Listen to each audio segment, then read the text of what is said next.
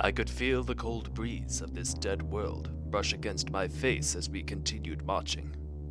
Despite the orders of our king and the confidence of our marshal who accompanied us, a great feeling of unease began to grow inside of me, almost as if we were being watched, and the men under my command were beginning to feel it too, if their faces were any indication.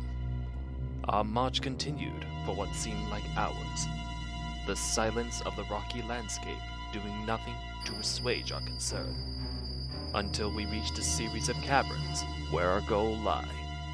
The dark holes, which we knew led underground, were illuminated by a luminescent glow of several different colors, a sight which indicated the presence of a vital resource we learned was called Carmide glass, the stuff we were certain could get us home.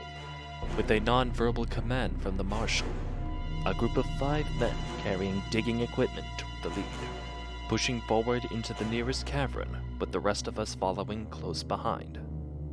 With that overwhelming sense of fear, I couldn't help but look back to the rocky outcroppings in the distance. It was then that for a brief moment, I thought I could see something. A pair of baleful red eyes, which seemed to crackle with energy and malice, and began to bore deep into my soul.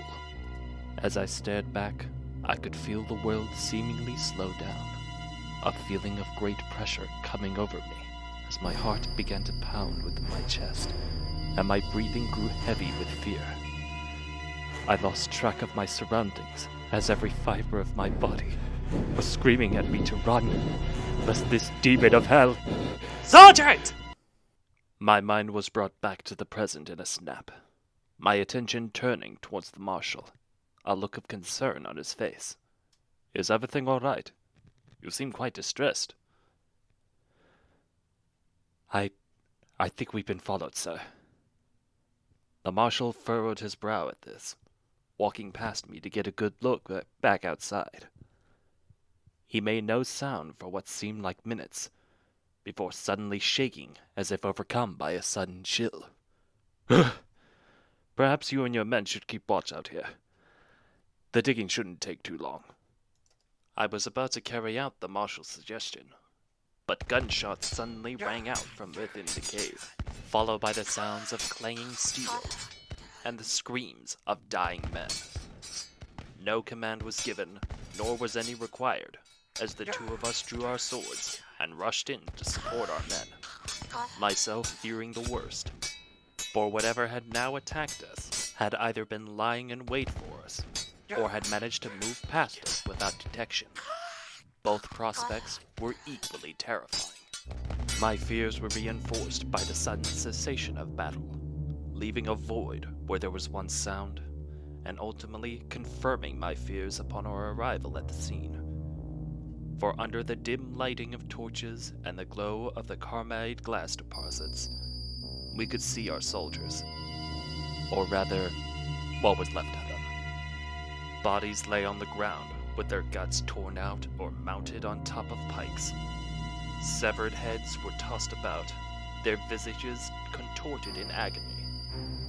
But what terrified me the most was the artistic arrangement of the bloodstains, used to create a skull-like visage on the cavern floor. Whatever had did this was not only swift, but also intelligent. We have to get out of here. Warn His Majesty! Whether the marshal heard me or not, it mattered not, for as I turned around, I noticed that he was already running, leaving me indignant at being left behind for a brief moment. But terror returned to my breast just as quickly, for as he disappeared from my sight, I could hear him scream out in terror as some kind of bladed weapon laid him low. His corpse was then tossed in my direction, causing me to lose balance. Overcome by the fear of a dead man, I tried to back away as the distinct and steady sound of metal clanging against stone grew ever closer. What are you?